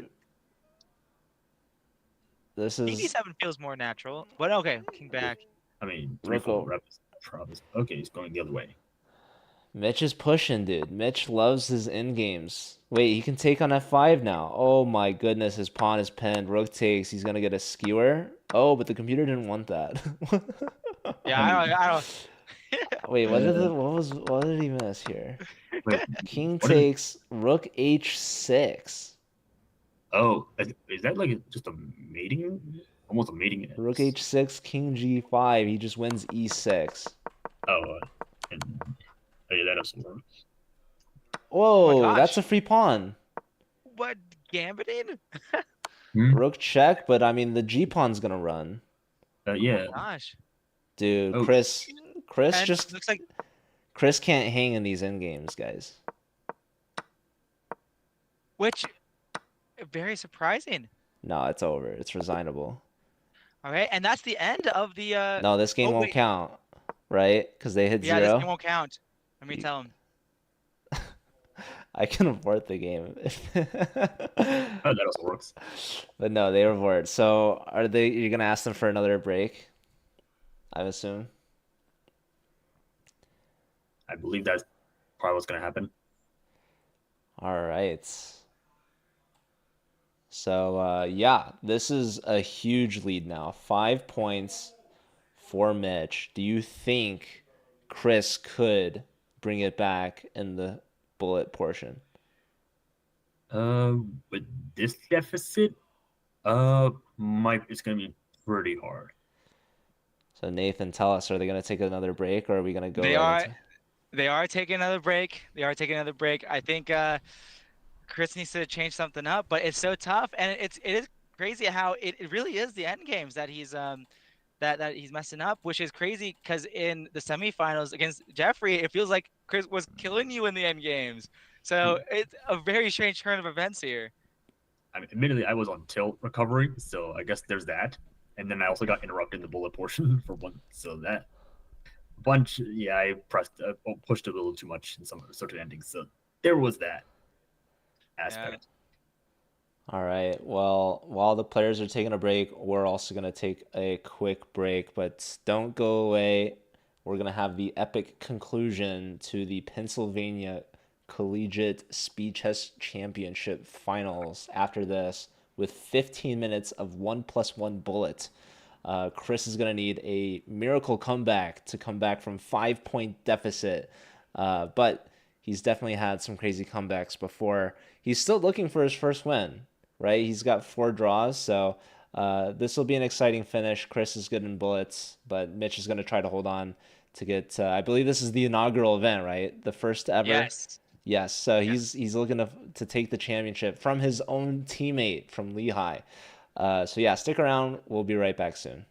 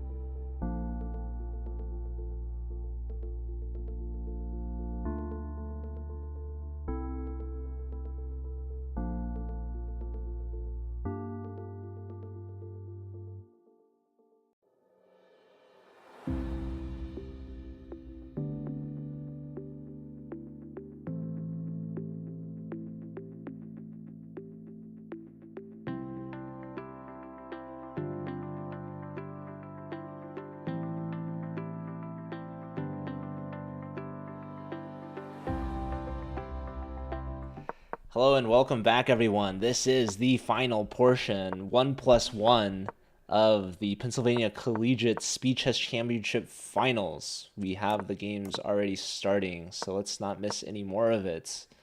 Yeah, 1+1.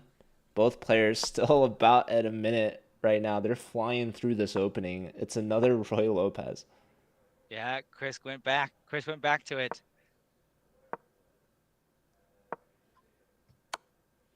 So yeah, I guess he really didn't like his position with the Petrov. So back to the Royal Lopez it is. So We're gonna put a prediction in the chat for all of our loyal viewers. Not who's gonna win the match, but who's gonna win the bullet portion in particular. Um, so who do you guys think's the favorite? Maybe in bullet, I think Chris, but I trying mean, to come back. Yeah. Mitch is very hot right now. He is very hot. He is coming off of lots of wins, so it's hard not to root for or hard not to guess him. Oh yeah, that's Yeah, you guys hyping up Chris a little bit in these bullet time controls, so I'm actually really excited to see if he can pull this one off. So, um, yeah, it's actually Mitch who's up on time right now. Yeah, how Oh, the yeah. tables turn. C4 is a strong move. He just takes. Okay, but now his C pawn hangs. I mean, Very symmetrical. match situation is like yeah, draws are fine. Even like the expensive, like what, like I guess two or 3 points for a draw. So Still, you want to play the best moves. okay, yeah, maybe not like getting the mindset of drawing, but like Wow, trade. G6 gave up the H6 pawn, but maybe the bishop was trapped No, if no, you went for no. the H6 The pawn. knight on F3 was hanging. The bishop was pinned by the Oh, rook, so okay. that's why he plays Then King G2 first. And that makes sense. Mitch offered a draw, and Chris declined it, obviously. Yeah, you Wow, got draw offers this early into the bullet portion. Maybe trying to get into his head a little bit. And maybe he's really thinking about the ending because all the pawns are now in the dark squares for black. King E4 looks like this D pawn's really loose. yeah. Oh, he takes it Wait. right away. Oh, but he's getting skewered. Oh, no. Oh. Oh. Just play all the time. Play all the time. Yeah, but okay, even bishop F2 now, rook check, king back, Okay, bishop E3. bishop E3, yes. So this is really good for Chris. He's going to get his first win if he holds on to this piece advantage. We've actually seen a piece advantage thrown earlier in this match when there was a passed B pawn that couldn't be stopped. Oh, but okay, but the rook's traded off. This should be just a matter of technique. There it Okay. is. Wow. And an early resign, too, actually, which is very surprising from Mitch, considering he wants to run the clock down as much as possible. I mean, 3 minutes have already been gone off the clock, so if you can at least like draw like another one, he should be reasonably safe. Yes. Yeah. Wow, we have 26,000 channel points predicted for Mitch, and he's currently losing the bullet portion right now, 1-0. So that was Chris's first win of the match. Who's gonna put... Okay, so someone put 10 points. Was that you, Jeffrey? Yes, it was. That's as I was expecting. So, okay, but it looks like Mitch is doing well here. Early pawn.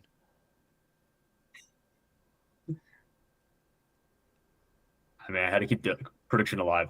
That's literally Exactly. Wow. Okay, so pushing e4, offering a bishop trade here. Knight takes. Trade.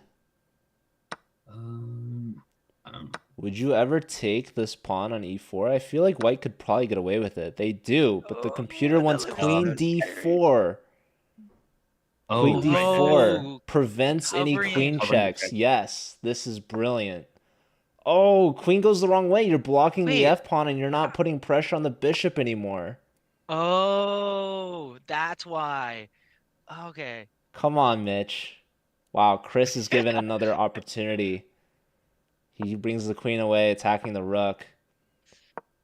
Okay, the c pawn's hanging, no? No, well, Oh now the no, bishop's now the pinned. rooks. Hmm. Again. Wow. Oh, the queen was defending the c pawn. Never mind. Okay, Oh, bishop here, I I just realized ganging that up too. on this. Wow. Oh no. Now the f pawn's pinned. Okay, Oh Mitch is back no. in it.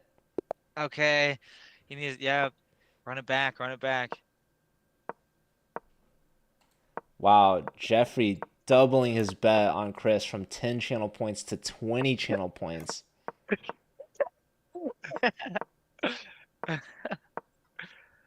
Alrighty.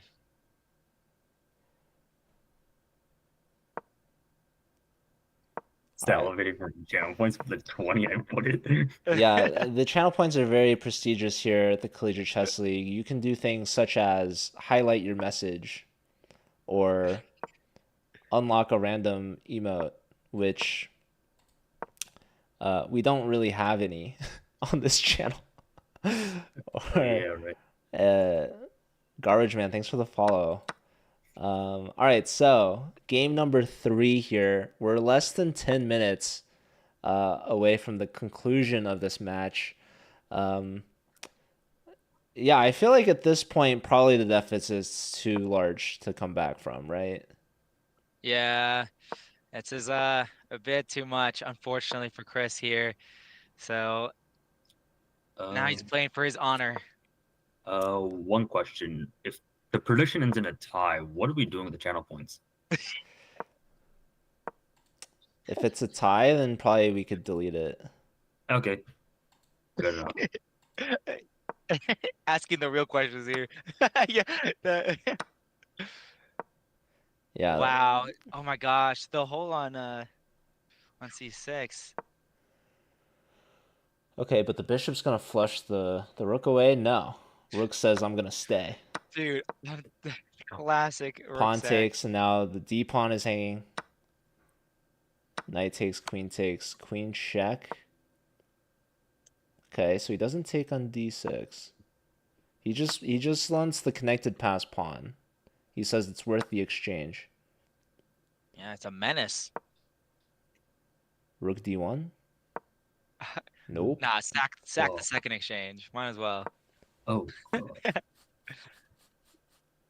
I mean, bishop That's- a3, yeah. I don't know this why. can- Why wouldn't you go rook d1? hmm. Like now he has to go rook e2, rook e1, rook d. Whoa. Bishop d6. Anyone? Oh, bishop d6. He put the wrong rook. He put the wrong rook. That's called a fork. He gets his exchange back. Now he can take on e5 with check. If he wanted to, he didn't even want to. I mean, Wow. he's not even taking e5, which is as well, which is like even crazier. He just wants to push his pawn.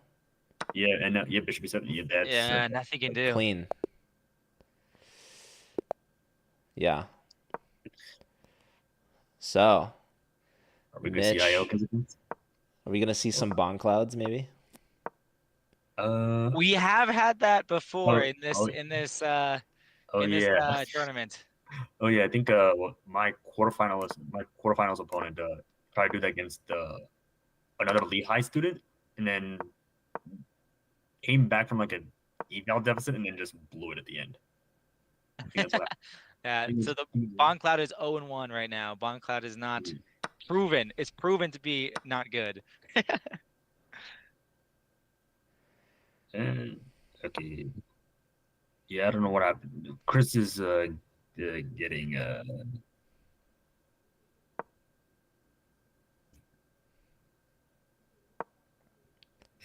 Bishop f3. Yeah, that's what I was thinking. I don't see, But it's I don't see actually anything else. Yeah, trade all the way, and then bishop d4 at the end. Oh, Bishop D4 at the end. Oh, I was like wondering like why is that so good?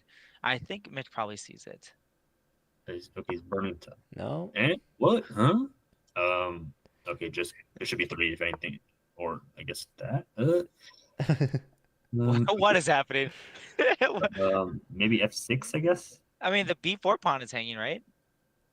Okay. Whoa. C5. Okay, I predicted the move, but then you C5 traps okay. bishop. Chris is up a piece now. Wow, what a topsy-turvy game. Oh, you can't even take on b4 because of queen b3 check. Oh, Oh, that's why. okay. Now the eval swung back. Sort of. Was Oh, Dude, we're getting yeah. whiplash here from this eval bar. Yeah. Take on Oh, d3. God. Hit the rook. Rook back. Trade everything. I'd put the knight back on d3. Low time for Mitch. Wait, so what is this? A piece for 3 pawns? Trade? Looks like it. Yep. That's checking out. Wow. Let's go. We Yeah. can count 3 pawns. Let's go. Yeah, this is. Kings are joining in the center. We're this gonna move was- the rook. Okay, maybe knight g3, knight f5 stuff. Black honestly. Okay. Yeah, keep it. Yeah, okay, that. So it's fairly even. 2 seconds though for Mitch. Okay, this could be. Rook had a little pit stop on a5. 1 Uh, second. Oh my god, 1.1. I don't know. Wait. Check. Yeah, has to go back there. Yeah. Mitch 1.1 does it again, man, with 1 set. He made that move with 0.1 on his clock. He's pushing Yep. out. I Trade. H. And Computer wanted maybe? F takes. okay, I couldn't tell you honestly. Wow. After H takes, maybe E4 I think is the idea. Potentially. Whoa. Sneaking in an A push. 1 second now for Mitch. 2 seconds. Okay, the pawns are going away. Okay. This is Drawn, just a I think. draw. Yes, sack on B7, and then you can Oh, left. Wow. what are the odds we see bishop versus knight, mate? Oh, oh wait. That would be entertaining. But He's gonna burn a lot of time off the wait, clock. wait, Oh, oh my God, that was a it's free bishop. That would have been the Oh, bishop and knight, no. mate. Oh gosh. Okay, At least for entertainment value. Man, the Bishop and Knight mate. and there's only like 2 minutes and 15 seconds left of the match clock. Yeah. Well, at least Mitch gets some hardware before he graduates.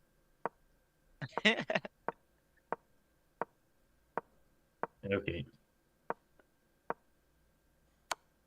Free pawn. Okay. Take the pawn. All right, now he needs a fork. Oh man, knight and bishop. It needs a fish for the fork. Yeah. Oh, he just gives up the Right. knight. There it is. Ah, okay. Okay. All right, so there's gonna be time for one last game, assuming it goes the distance. But yeah, Mitch is going to win this one. He's going to take down the first ever inaugural Pennsylvania Collegiate Speed Chess Championship.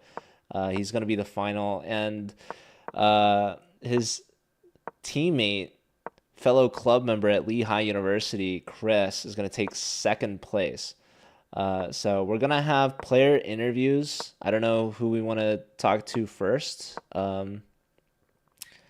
We could probably talk to Chris first, but we'll see. We'll see what happens. Yeah, we'll But, yeah, ask probably Chris we'll first. ask if Chris wants one or not. But yeah, stay tuned. We'll have a really brief break before the computer, I think, wanted to sacrifice on h6. I'm not gonna lie. There it is. I mean, it's kind of standard in this sort of stuff, anyways. So might as well. En passant? free pawn. Yeah, en passant, and then rook and okay. And Queen yeah, g6. Yeah, that's what I was thinking. Or We might see another game. This one there's a forced mate with knight g5. Oh, man. He can That's repeat. Go back. Yes, and now knight g5. Oh, he's probably just gonna he could just repeat or just run the clock out. Yeah, he has time. Yeah. Yeah, he really could. No, Oh, he's looking out for going this one. knights from g to e5. That He's also works. threatening to win an exchange. Yeah, Still, that- computer that- wants knight g5. Okay. What? Oh, I was thinking maybe knight I think g5. I think he is waiting on the H6 as clock. well. I mean, H6 is nice. okay, you could just clock is ended. Rook takes only legal move. So this is the last game. Mitch gonna try to end on a win here. Yeah, I mean, crazy performance by Mitch. I mean, not dropping one game total. Oh, Okay, they and it's a drew. draw. Wait, so Mitch did win the bullet, right? Yep, you did. Okay. By what score? I need to go check. What was it going in? Like 2-7, yeah? So you won this Something. 3-2? Yep. Okay. So huge win for Brody in the chat. You get like one channel point among like what, like how many people play? Anyhow. Yeah. Nathan's talking to the players right now, but congratulations to Mitch, who takes home the championship by a score of 10-4. A very dominant performance, winning all 3 sections. And yeah, we're going to have a player interview. So stick around for now. We're going to go on a quick break once Nathan lets us know what the game plan is. So, Nathan, what have the players said? All right, we're gonna get Chris on a call soon and talk to him a bit, and then we'll get Mitch on after. Awesome. Thank you so much. So, stay tuned, guys.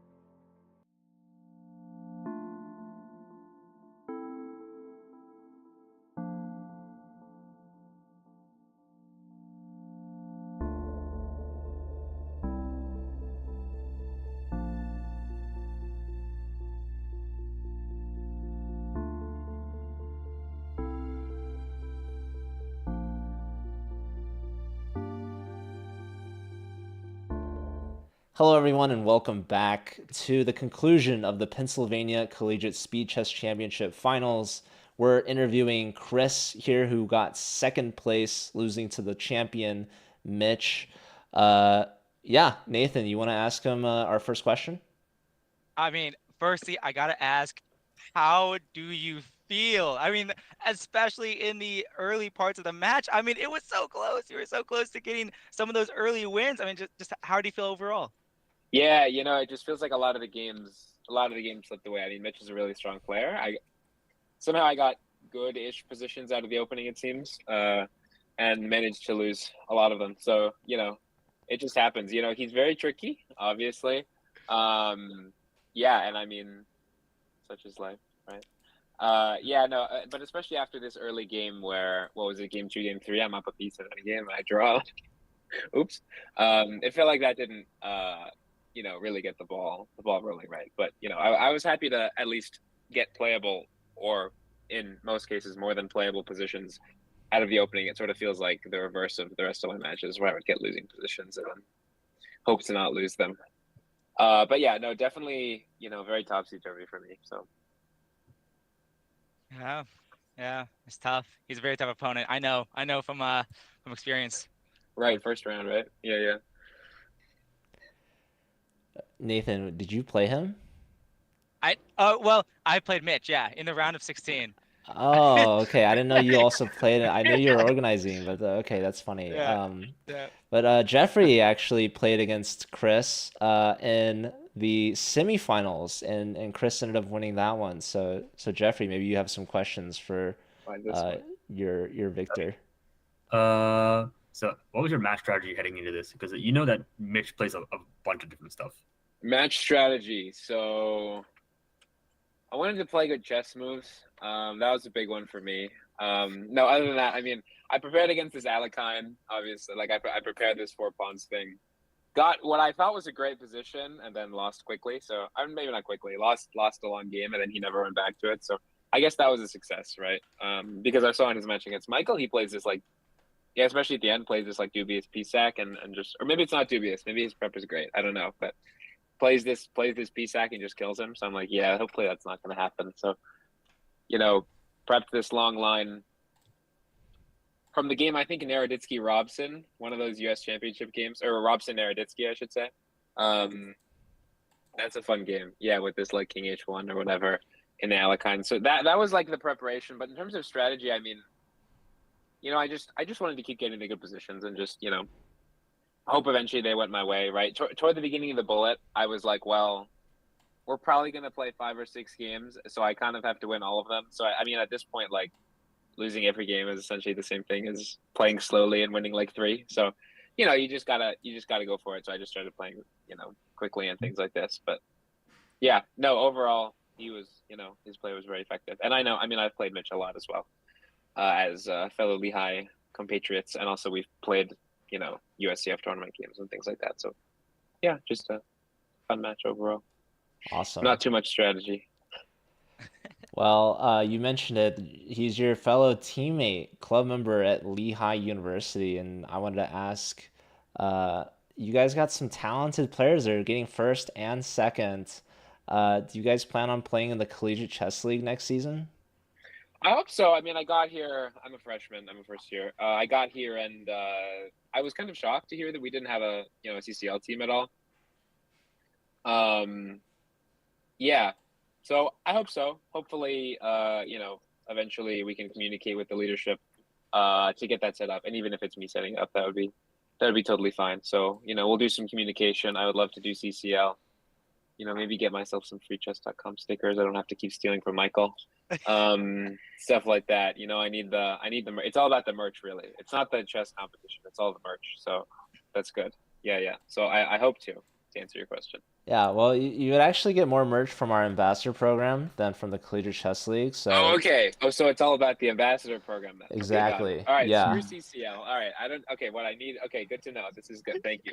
You Thank still you. So that's where the merch is. there's merch that they both send. CCL would send okay. like this season for the first time we sent drawstring bags, which you wouldn't have gotten from the ambassador program. So if you want the maximum amount of merch, you join both. Okay. Yeah. So good. Okay, Yeah. Got it. I'm taking notes here. I have my notepad out, so Great. that's good. Great. That's good stuff. Yeah. Oh, here. Yeah, Jeffrey's got his bag there. So Wait. What does it have on it exactly? Oh, okay, that's cool. yeah, so Nathan's got his ambassador shirt. Yeah. Jeffrey's Yeah, got I have his Your ambassador. CCL bag. I would love to wear that shirt and then get bullied on the street. That would be good. That's exciting. Yeah. I already have the just.com polo for if I ever want to Nice. really expose myself there. But yeah, so I hope so. And I hope we can also start traveling to tournaments. I mean, I feel like we have a pretty strong team. Like obviously Mitch, maybe I would play second board. We have Skylar, who also played in this event. Oh yeah. We have Dan Simboli, who's maybe 2000 USCF, stuff like that. So we wouldn't be that weak of a team. Yeah, you also got Besa, Yeah, Mesa, that's right, who chose not to play in this event, but she is very strong. I played her as well. Yeah, he's amazing. Awesome. Yeah, well, there'll be a lot more OTB, like PA college chess tournaments. Right. You know, Not to plug or in the anything. fall. Not to self promote or anything like Not that. to self-promote, But there will be more. Okay, understood. Yeah, there'll be Got it. team tournaments. There'll be one at UPenn. You know, there's things going on. There's things going on, Got it. especially next fall. Got So it. Good stuff. so tons of stuff. You know, and thanks again for playing. It was your matches. You know, not like they were very, very exciting. I'm afraid to say Yeah, the best. I was but, like, excited too, which might not be a good thing. You know, you don't want to be that excited, but you know, yeah. Thank you so much. I had a lot of fun. Thank you for arranging this. You know, we don't need that GM version. The GM version's boring. They play good moves. We need a really niche PA college version so we can all hang our pieces and then it's more fun, right? So yeah, I appreciate this stuff. This is great. You did a great job of arranging. So Yeah, well, shout out have to done it Nathan. with everybody else. Couldn't have done it with everybody else. So, all right. All right, thank you so much, Chris. It's been an honor to watch your games. Congrats on getting second place, and congrats to your teammate for getting first. We're gonna bring him on for an interview, so we're gonna go on a quick break. exactly. Stick around. Is there any questions we should ask him, Chris? Any inside information that we should know about Oh first? boy, well, I guess I could ask it myself if I'm that curious, but For the no, broadcast. I don't think so. Okay. I don't think so. You know, just have a good interview. He's a great guy and a great player. So Thank you. All right. Yep. Well, nice to Thanks. meet you, Chris. Take care. You too. Have a good night.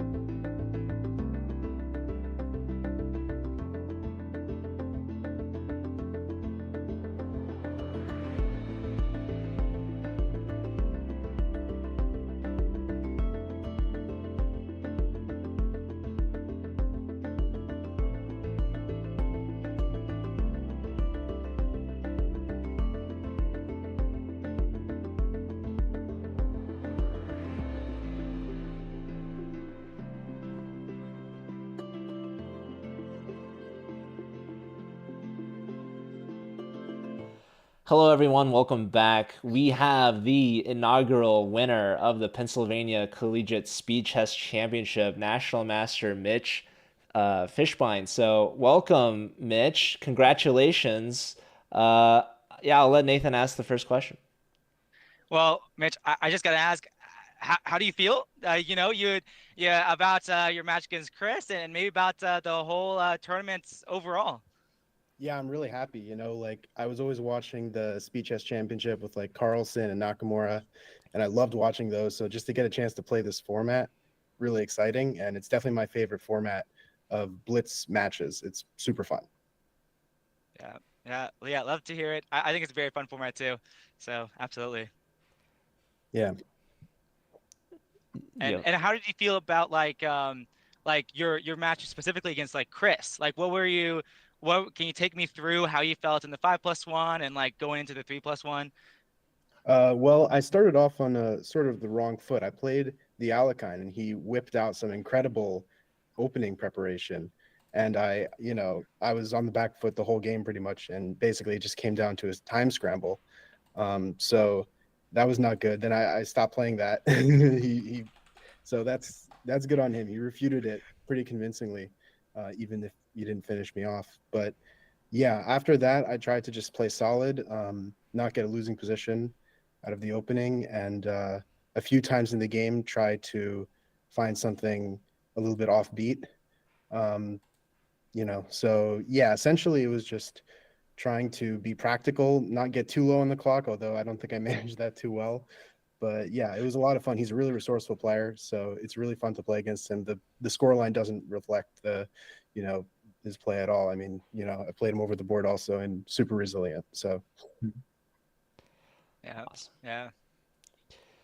So, Jeffrey, you got any questions for him? What was like your general strategy like for all the matches, like from let's say round of 16 down to this match? Like did you like prepare? What was it like? What were you planning to play and stuff? yeah, I prepared a little bit.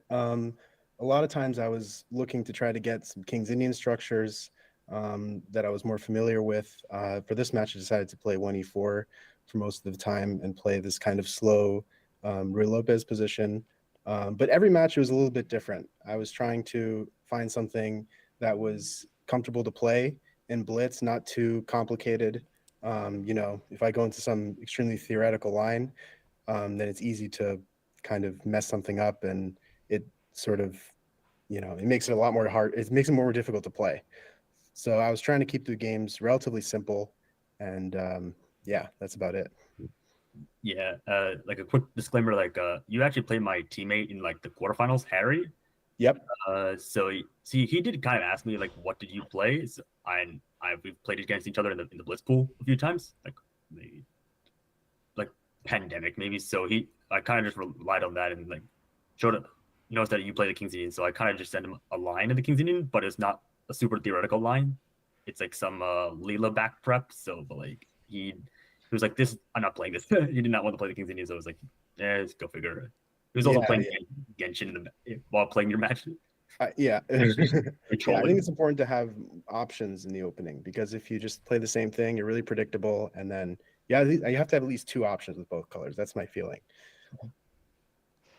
Awesome. Well, Mitch, I have to ask, same question that I asked your teammate. Are you guys planning on playing in the Collegiate Chess League next season?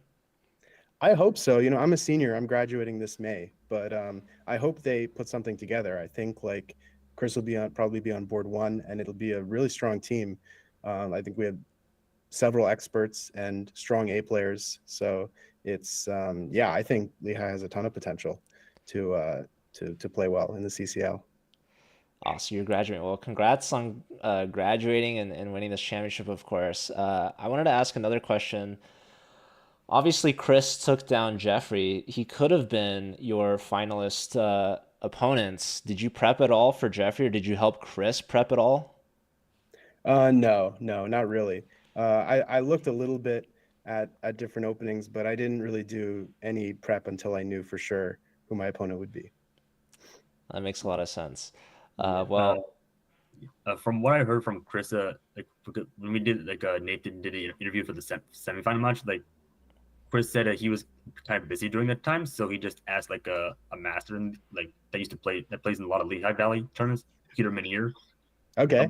A bunch of times. So it's like asking, well, what do I play against E4, E5? I was like, oh, I've been playing. He said I've been playing this like weird off-base stuff with E4, E5, Knight C3, Knight F6, D4 in Blitz. So it's like, might as well just try it out. Okay, yeah. So it's like a version of the center game or something they call it. So. Yeah, without allowing D5 as like a very not the immediate like D5. Right. Okay. Yeah, that's interesting. Yeah, no, I know Peter. He's a friend of mine. We've played over the board a few times, and yeah, that's cool. That's awesome. I think last question for me, Mitch. You mentioned this is your favorite format for Blitz, but the bullet portion, obviously, the speed chess component, makes it very, very low amount of time to think. And it seems like you've been thinking a lot for certain moves, and then you end up in a time scramble. But every single time scramble you went into, you've played almost perfectly. Your in-game technique was really good. And there was actually one moment where you made a move and you ended up with 0.8 seconds left on the clock, which is somehow less than the 1 second increment.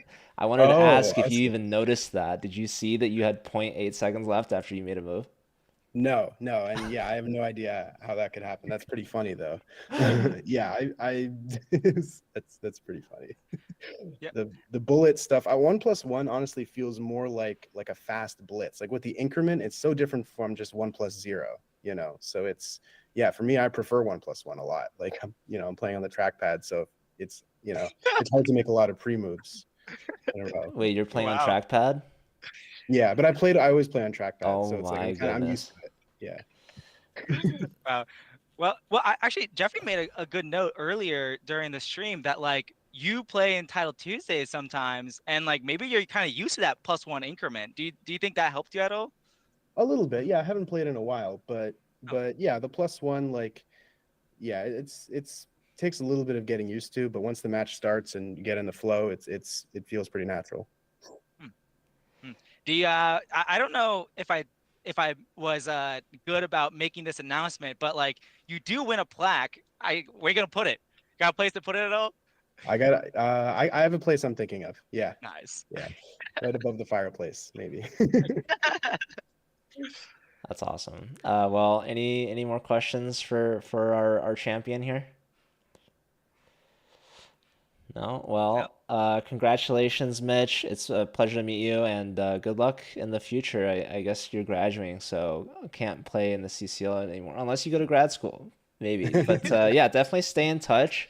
We heard that maybe your dad could do some commentary in the future. I'm sure we'll run this back again next season. And Chris, very young guy, first year, maybe has a chance to win it next year. Yeah, thank you for having me. Yeah, I'm rooting for Chris for the next year for sure. Awesome. My All Lehigh right. buddy. Well, congratulations again, and thanks so much for being here. And we're gonna head out, so stick around for this raid. All right, take care. Have a good night, guys.